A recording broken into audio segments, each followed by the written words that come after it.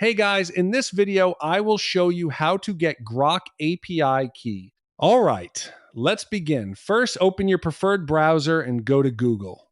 Search for console.x.ai and press enter. Then the official website will open.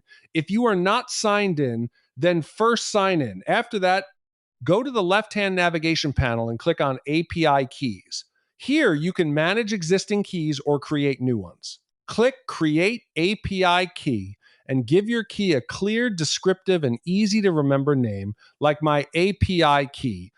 Avoid sensitive information in the name. Once you create it, the console will show the key only once, copy it immediately, and store it securely, like in a password manager or encrypted vault.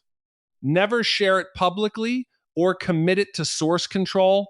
Rotate or revoke if exposed. So that's basically how you can get Grok API key. That's it for this video. Thanks.